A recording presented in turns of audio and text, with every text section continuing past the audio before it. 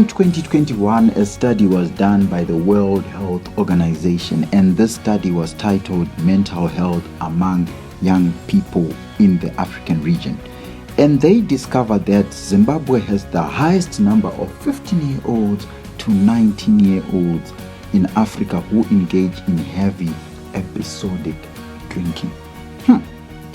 15 to 19-year-olds. Ladies and gentlemen, on the show today, we are going to be hosting such an individual who started engaging in drinking alcohol at the age of 13. But his journey is quite interesting and inspirational in the fact that it speaks on grace and redemption. It speaks on second chances. It speaks on choices and decisions. It speaks on education and purpose. Stay tuned to enjoy this amazing transformational episode. Greetings, ladies and gentlemen, and a warm welcome to the Success Talks with Coach Tendai Mungate talk show. And today on the show, I'm very much humbled to be having such an amazing man by the name of Kumbirai Dhliwayo. He is the founder of Healing Rain Foundation. Mr. Kumbi, welcome on the show. Good to be here, man. Amazing. Thank you very much for coming through the show, and it's an honor having you here. Anytime. All right. So, Mr. Kumbi, maybe to those people that might not know who you are, please do just introduce yourself to the people who are watching today. Super cool. Hi, my name is Kumbirai Dhliwayo, Kumbirai with an I. And I guess in short, I'm the founder of Healing Rain Foundation. All right. Maybe just a little bit, please tell us about Healing Rain Foundation. Well, Healing Rain Foundation is two pillars, really. We deal with the preventative side of things, and how we do that in terms of addiction, that is, and how we do that is by impacting those that are going to be mothers and fathers in the near future. So we're basically about protecting the unborn child. So these people go through certain pillars that addresses identity, purpose, and discipleship, right? And then from there, the other pillar really is direct contact with addicts themselves. Wow. And what really inspired this vision of Healing Rain? Tell us about that. The name itself actually comes from this garden. It's just a private place that I call Healing Rain Garden. And then from there, I guess things just unfolded up until, we got to launch Healing Rain Foundation. Oh, wow, amazing. But other than that, please tell us about your story as well, your upbringing. How was it up until to where you are now? That would pretty much take a lifetime to tell, but I'll make it short. Really, born in 85, October. And I started drinking at the age of 13, right? And everything pretty much progressed from there till I woke up one day and I realized that, oh my goodness, where my life is going, certainly not where it's supposed to be going. I guess that was the wake-up call. And I remember this day vividly. I think after working for 9 years or so, I moved out to stay by myself, and I had no bed, I had no spoon, I had no fork, nothing. And I remember my landlady asking me, so when is the rest of your stuff coming? And I told her, the truck broke down, but the truth is I had nothing. It was just my bag and a blanket, and that's when I cried out to God that day. I said, Lord, I can't do this anymore. Up until I intentionally started walking the journey to a point where I eventually got sober. 5 years, 9 months sober now. No, 10 months. We're in October now, Right, amazing. That's good. But I think our viewers as well would be actually interested to know more about what happened in this experience. Starting to drink at 13. That's it. Yeah, I can imagine. How was the experience for you? What would be the things that drove you to drink at that age? Yeah, I cut it short. I guess as far back as I can remember, I come from an extended family, so my dad used to host these parties, right? But he never used to drink himself. And then in the morning, he would ask us to, pick up bottle tops and empty bottle beers and put them back in the cases. And at that point, I think I remember I was about 7, 8 years old. I never tasted alcohol, but what I started doing, I started sniffing the bottle tops. I just fell in love with the smell of maize, barley, and hops. For those that don't know, maize, barley, and hops, that's what makes a beer. And it got so bad that even if my father would send us to the shops, I'm busy looking. You know, other kids got tennis balls, you know, they're bouncing, they're going to the shops, but I would go to this local bottle store and pick up, you know, bottle tops, fresh ones, and then fill them in my pocket, and then just go home sniffing them and throwing them away.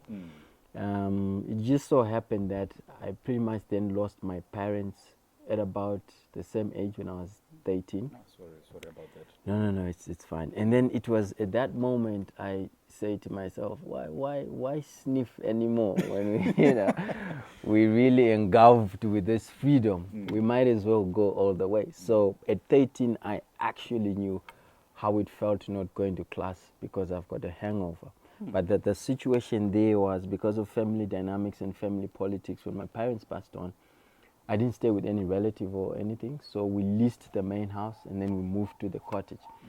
And from there, they found a house help for me. So I was pretty much like his boss, this guy. So I then just started drinking from there. Wow. And it went on for 18 years from that particular point. Yeah. Wow, that's amazing. Wow, quite shocking, eh? 13 at age 13. So what would be maybe your message maybe to a 13-year-old who might be watching this and maybe they might be in the same situation or predicament?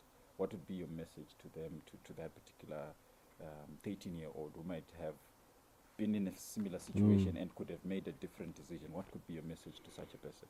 I guess before I speak to the younger me, perhaps let me speak to the adults as well, because it's a wing, it's a two-way street. Unmanaged freedom is a very dangerous thing for anyone young, because when freedom is abused, what comes out of there's no limit to anything that can go wrong. Can pretty much go wrong. I look at my life as well. I guess that was unmanaged freedom. I mean, at 13, you're staying by yourself, and you know you're pretty much taking care of yourself. It's things can get rocky. So to you know, guardians or parents and whatever it might be, freedom for young people is something to watch out. Yeah, freedom must really be monitored, especially at a younger age. And for the 13-year-old, if I could go back and speak to that young man, I think the first thing that the conversation that I would love to have with him is know your purpose. Know your purpose early, because if you know where you're going, you also know the roads that won't take you there. So purpose is front and center. God's given purpose, that is. Yeah. Wow, amazing. Viewers, we are going to take a short break, but after this break, I think most of you are curious to know what then made Brother Kumbi transform. So I'm sure after this break, he's going to tell us that particular transformation, how the journey then happened after 13 years old, and what then, of course, he mentioned a little bit about it, but definitely after this break, I think he's going to dive right into the whole experience of that particular experience. Thank you very much. Stay tuned.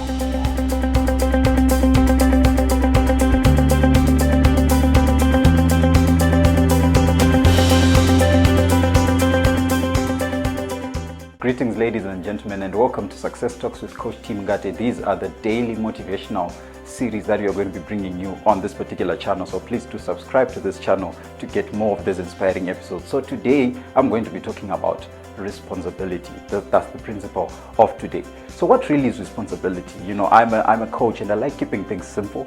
So responsibility by definition is one's ability to be accountable and answerable for, number one, the choices, number two, the decisions and the actions that you're making. So the biggest question that I have for you today is, are you taking responsibility for your life? You know, one of the key things that I would like to share with each and every one of us is, have you ever asked yourself this question? Whenever something goes wrong, who do you blame? Do you blame others? Do you blame yourself? Do you blame the government? Who are you blaming when things go wrong in your life? So when we are talking about responsibility, we are saying you're taking 100% control over your life. You know, I always share with people that true success only becomes visible in our lives the day we take 100% responsibility for our lives. So what am I saying to you today? Take responsibility for your life. Stop playing the blame game.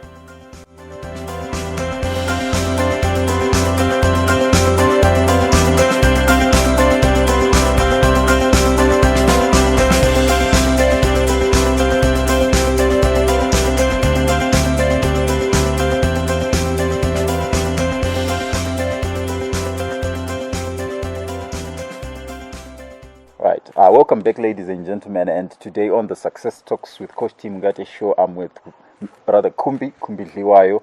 He is the founder of Healing Rain Foundation. Brother Kumbi, welcome once again. Before the break, you were just sharing with us your journey in terms of how you recovered as an alcoholic. Right. But one of the key things that I have seen, is especially with people in that caliber is they have struggles that they face, in their particular journey. Please highlight to us what are the struggles that come with being an alcoholic or being addicted to any drug per se. Maybe kicking it off from a statistic point of view, they say an alcoholic pretty much damages at least 5 relationships around them. So yeah, I guess for me, anything known as a solid relationship, be it family or friends, that's out of the way. I would pretty much say I was a functioning alcoholic. So functioning alcoholic or functional alcoholic is someone that is not really sleeping under a bridge. They've got a roof over their head, but everything around them is broken. Yeah. So the struggles really came from, I think the biggest struggle, believe it or not, for any addict or someone who was like me is trying to stop but not knowing how to. When you know this is not what I want to be doing, but you just can't. You tell yourself, today is the day. I've had lots of those. Today is the day, but the very next hour, you at it again. So for me, I think that was the biggest struggle and challenge, how to stop front and center. Could there be maybe any other struggles that you would like to highlight, maybe other than you struggling not to stop, but what could be other things, maybe financial, anything? Oh yeah, I'm always in debt, always in debt. I remember there was this, back in the day, there was a time where beer was a problem, well, you know about it. And there was a local guy in the neighborhood. He used to sell alcohol, and he would come and give me on credit because he knew this guy would definitely pay up. So you always chasing, the next dollar. You always trying to balance things around.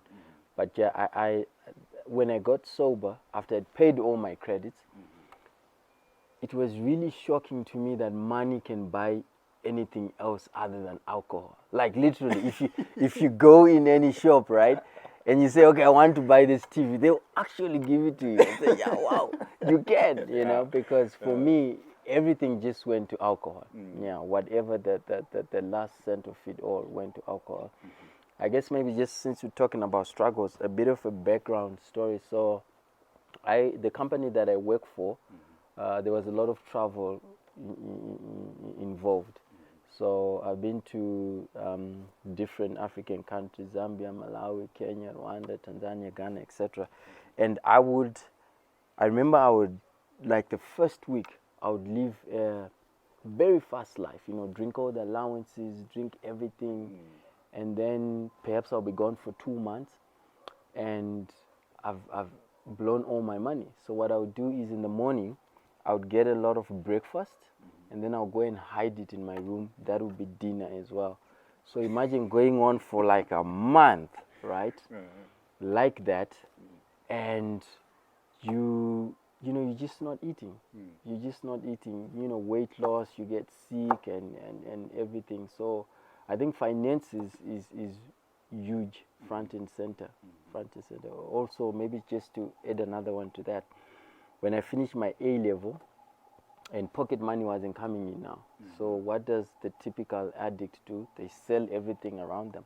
I was staying with my cousin at that particular time, and we sold all our clothes to a point where I love telling this story because when I look back at it now, I'm like, wow, God is amazing.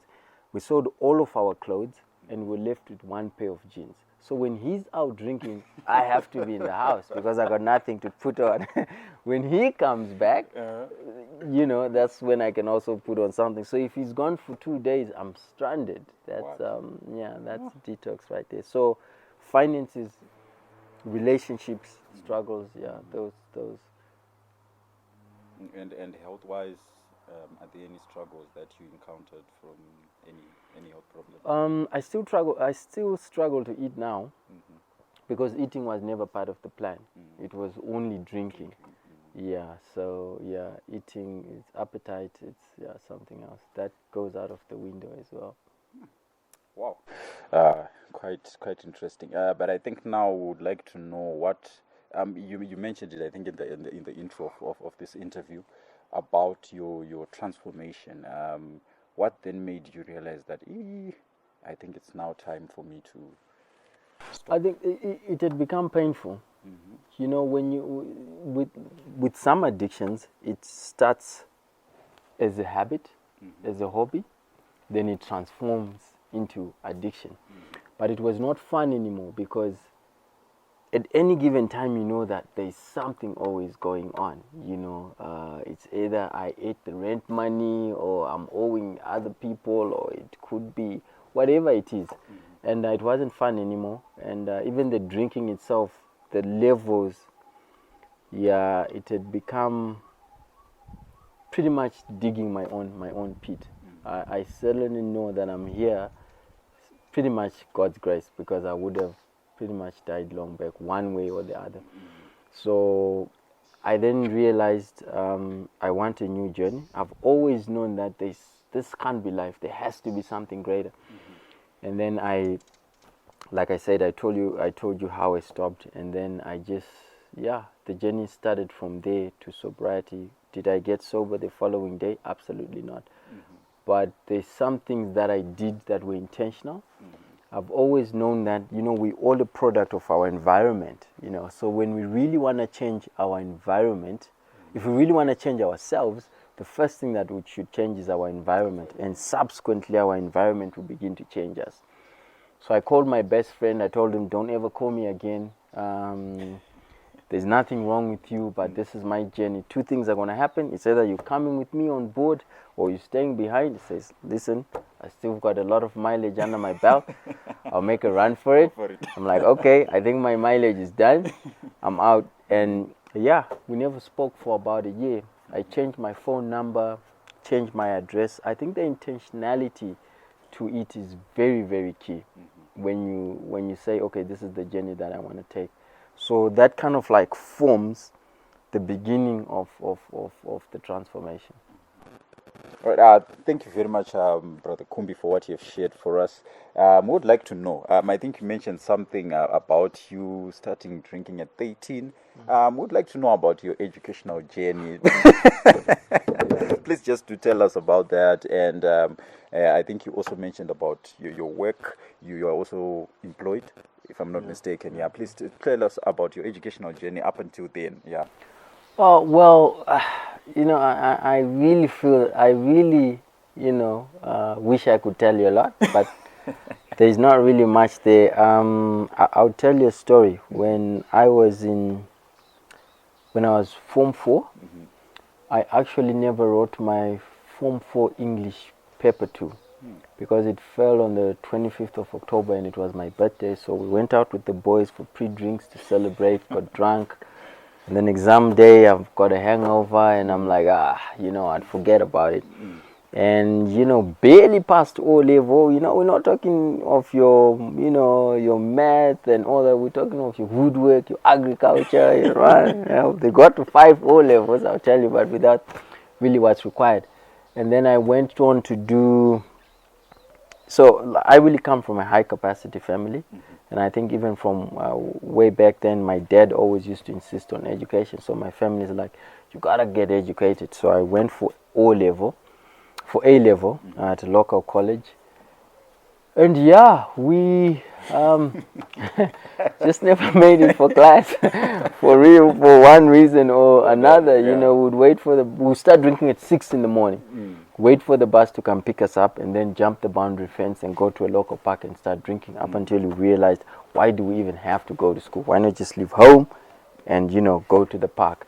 Never bothered collecting my A-level results, and my family still insisted you need to go and get educated. So I did this crash program on PC maintenance. Back in the day, it was about fixing computers and stuff like that. They called it computer engineering, that diploma. But yeah, Engineering. I know, I didn't say. But yeah, that's what I did, and then everything really that happened from there was really God's grace. It was really never out of education or anything like that. Yeah. Wow, amazing. Thank you very much for sharing that with that. That's really... And now talk to us about what has happened after you have transformed. What are some of the great changes that have come into your life, and yeah, what are some of those new things that you would say because of this transformation? This has happened, this has happened, this has happened. Wow, they're quite a lot, hey? But let me just start by saying, when I was about a year and a half sober, I get called in the boardroom.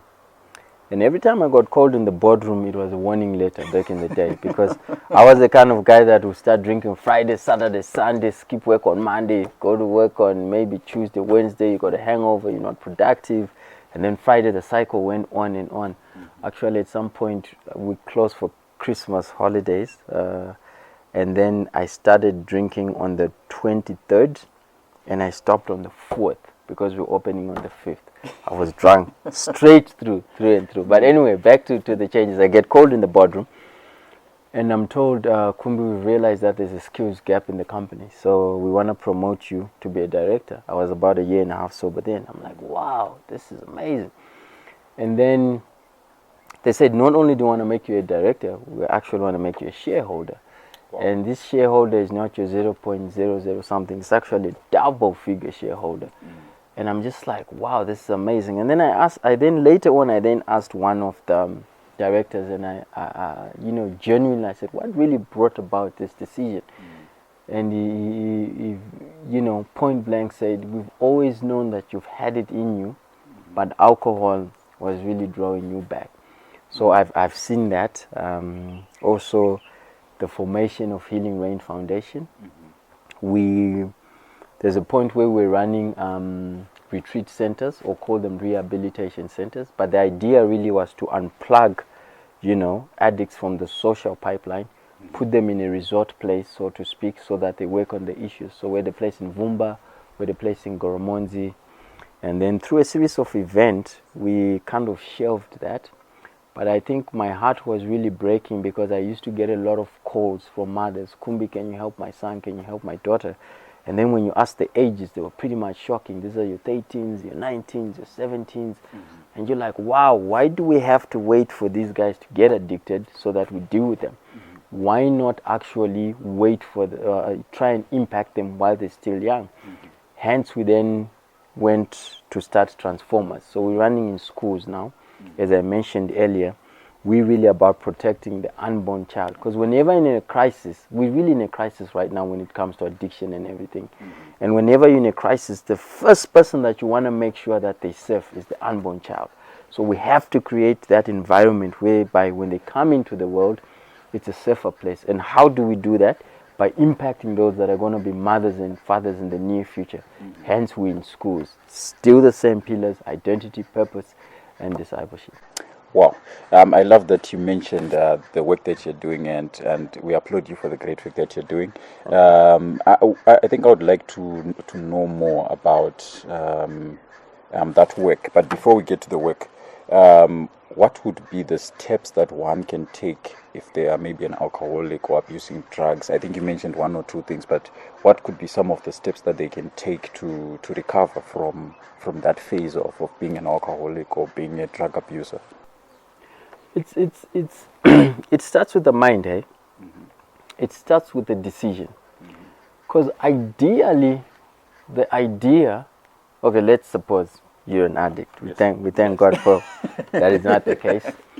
If you want to get sober, if you decide that, you know what, I don't want to drink anymore, that is more than, for me, that is more than 70% of the challenge.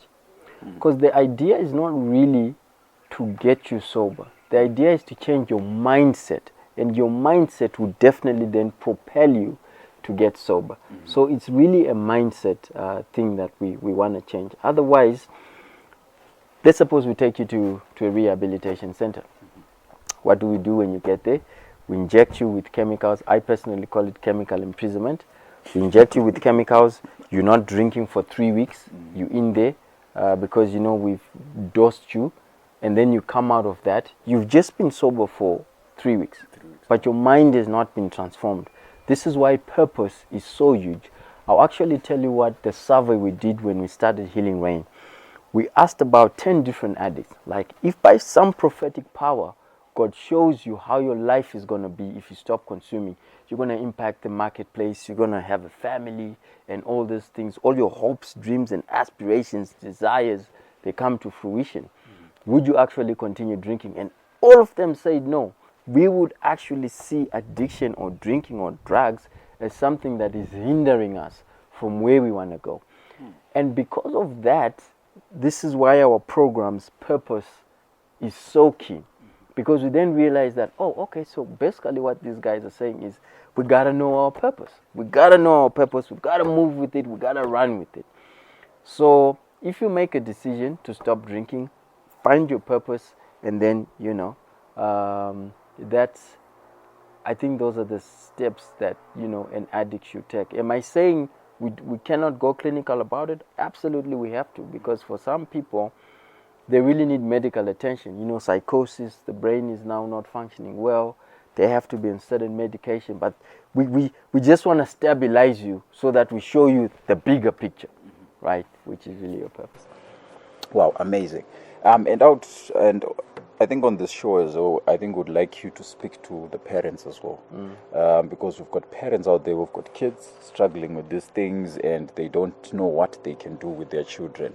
What would be your message out there? You know, because we then see some of these kids, parents tend to give up on them. You know, so what would be your message to our parents who have children who are alcoholics, who are drug abusers? What would be your message to them?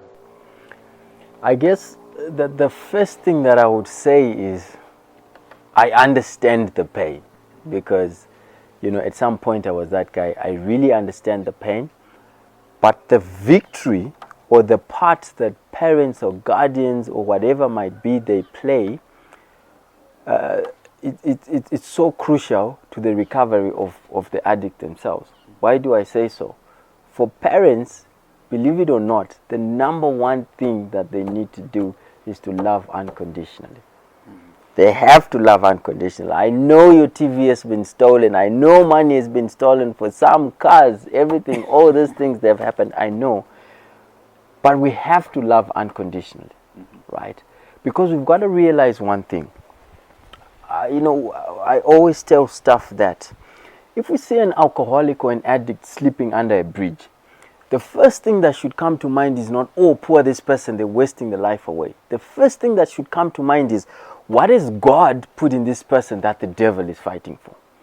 And for most addicts that I've dealt with, 99.99%, these are high capacity people. When you speak to them, when they're sober, they're intelligent, high capacity, they really want to actually go out there and change the world. But because we live in a fallen world, these things come along our way. And it's not only addiction, it's different for other people, but we're just focusing on addiction. And these things, they're really meant to steal our time, to steal the seed, to steal the journey, to steal the purpose. So for parents is love unconditionally. The second thing is get educated, get involved, understand what really involves, what is in addiction, right? If someone going through addiction, what is it they're battling for? I think the number one thing that we lack in Zim as a country is support groups for parents and guardians that have children that are undergoing, you know, that are in addiction situations or something. I think there is actually need to start a lot of support groups. They're there, but they have to be a lot. People have to be educated. Yeah. Yeah, I love that you mentioned about education. So I think one key question we need to ask is, what are the signs that someone is is engaged in drugs, or is engaged in, or is actually an addict, maybe, if we put it that way. Yeah. And There are quite a lot, but I'll give you the basic ones. First of all, isolation, right? So if a child is coming home and they're no longer, sitting on the dinner table having dinner with the family, they're continuously going to the room, that is a sign, right?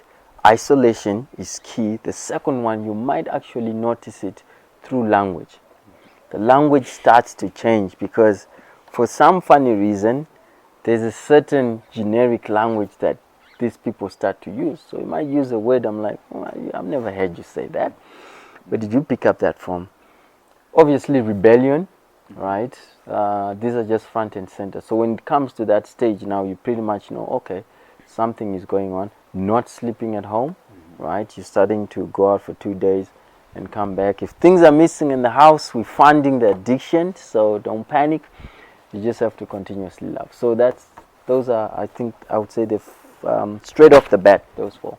Wow, amazing! Thank you very much. And to our parents, please look out for these signs in your children, because at times you might be living with a child, and because at times, as parents, at times we don't spend time with our kids, we might actually miss these things. But it's important that we start to identify these signs in our kids.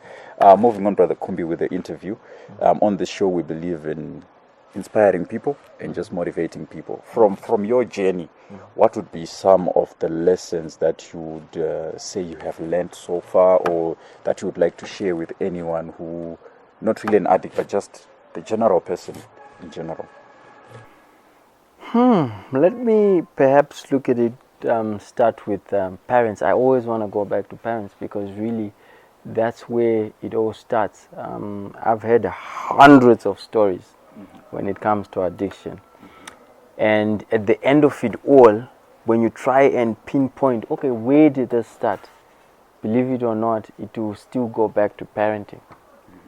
So parenting is actually huge. It's unfortunate we're now living in a generation where we now have some parents that still need to be parented themselves.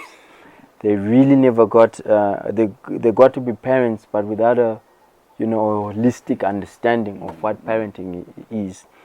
I mean, you go to these local drinking places, you see a mother, they've got their son, 1, 2 years old, they're on the lap, they're in the car and they're drinking alcohol. But you have no idea of the message that you're sending to that child. You absolutely clueless, because you're thinking, they only but I mean, those are the formative years, 0 to 7, right? So they're picking up all these things. So there's always need for parents to be aware of what message are they broadcasting, right? From all levels, from a drinking level, from a social level, from a Christian level, whatever it might be. The message that they broadcast to their kids will have an effect or an impact of how that person turns out to be. Right? There's a lot that could be said about that, but I just wanted to put it in one shell. And then just to inspire, I'll still go back to purpose. We have to learn and identify what our purpose is, what our calling is for the season. I think I actually said, if you know where you're going, you also don't know the road that won't take you there, right? And coming back to maybe not parents, but this is for everyone. When it comes to addiction, there's actually need to understand where this is springing out from, right? We've got a lot of, what do you call these guys? The guys that sell drugs. What do we call them? Drug dealers. The drug dealers, yeah. I know, I like that name. It makes it sound so intense. The drug dealers, right? We've got so many of them now, right? They're all over the show. I know even as a nation, we in a era where we want to clamp down these guys, arrest them and what. But the question is, why are there so many drug dealers now? What you must understand is drug dealers are simply responding to demand and supply. Absolutely. It's business. So why all of a sudden do we have people that are now consuming drugs, that are now taking a lot of alcohol and things like that? And the answer to that comes really from one big word, which breaks down into different things. It's technology. what technology has done, it has created an environment of music, language, and fashion. And these three things is what actually cultivates, addiction. So if you go in the high density areas, you'd see that music, so key. I was talking about the language, they use this language. And as a nation or as a society, we have people, it's so unfortunate that we're in a society where people are now prone to celebrity effect, especially the teenagers and these people. They're really prone to celebrity effect. So what do? We've got these celebrities. Some of them, we know that this is the stuff they're into. We put them on radio. We celebrate them. We glorify them. And these are the role models to our kids. And our kids want to grow up to be like them. What do you think is going to happen? So there's a lot that can be said, from a society point of view, right? Even from a corporate point of view. Because corporations, brand ambassadors, we see these people on social media. These are our role models. This is what our kids look up to. The brand ambassadors. So what you broadcasting, you're basically saying, okay, you can do all these things, but we can still be celebrated, and all these things. So there's quite a lot that music, fashion, and language, they play a huge role when it comes to addiction. And for parents, that is something to watch out for. Because the thing is, if you have a son, that kid might be coming back home to sleep in your bed, eat your food, but someone 1,000 miles away might actually be parenting them, not you. You are just paying for school fees and all these things, but the people that are parenting these guys, you're not even part of the plan. So parenting, so huge. Well, I think we might need to do an edition for you where we just come and talk about parenting. Because I feel like you've got a lot to share there. But moving on, Brother Kumbi, on this show we believe in books, we believe in personal development. As you can see, we've got some books here, guys. What would be some of the books that you would say have shaped you and have molded you into the person that you are, that you would recommend anyone to read? I obviously the first one has to be the Bible. Absolutely has to be a Bible, because I believe that Jesus has given us the framework of how we should live our lives. And this framework is so diverse that it cuts across different everything, from parenting to how we should lead or whatever it might be. And then some of the other books, maybe this one I'm biased because I'm currently going through it. Crazy Love by Francis Chan, right? It's a good book. The Last Arrow by McNinnon, also a good book. Yeah, I've written a book myself. It's actually being published. It's called Despair Meets the Potter's Hand. Yeah, so when that one comes, definitely a recommend. To be part of the book. So, but maybe please just do tell us maybe about that book, or what is in that book, and what can we expect from it? Oh, it tells it all. From the time I started drinking, everything that is transpired, and how I got out of it. The pain that I was going through, that how people were viewing me, as I was going through this, and how I was viewing them. It's always a kind of interesting contrast, because when you're drinking, you think people that are looking at you, they're saying, hey, what alcohol is doing to this person. But to me, I'm saying, wow, this is what alcohol is doing for me. So there's quite a lot. I tell like 1,000 stories in there. I mean, I've been picked out of ditches with bottles cut in my mouth, and I've had accidents, I've done the promiscuity, whatever. Everything is in the book. Wow, amazing. As we come to the end of the show, what would be just your last words of motivation to our viewers today? Really, what happens is when we are born, to give an analogy, there's like a hole, right? And in that hole, God plants a seed, and at that moment, the battle between good and evil starts. The devil wants to fill that hole with things that don't allow that seed to germinate and bear fruit. This is what we're really called to do. So the idea really is whatever it is, everyone has got a vice. We're just talking about addiction, is to dig out that hole, dig out all the things that don't allow that seed to germinate, and fill it with with things that allows that seed to germinate and bear fruit. So that really is the process of becoming great, if you want to put it in that context. Wow, amazing. Thank you very much for those amazing, kind words and then powerful, inspirational words. There you have it, ladies and gentlemen. That was Brother Kumbirai Dhliwayo on the show today from Healing Rain Foundation, and he was just sharing with us his amazing story of transformation from him being an alcoholic to him being this amazing man who he is now and doing this amazing work. Thank you very much for watching this inspiring edition. Please do subscribe to the channel and follow us on all social media platforms. It's Success Talks with Coach Tendai Mungate. From me and our guest here and the crew behind the scenes, it's a wrap. Thank you very much for watching.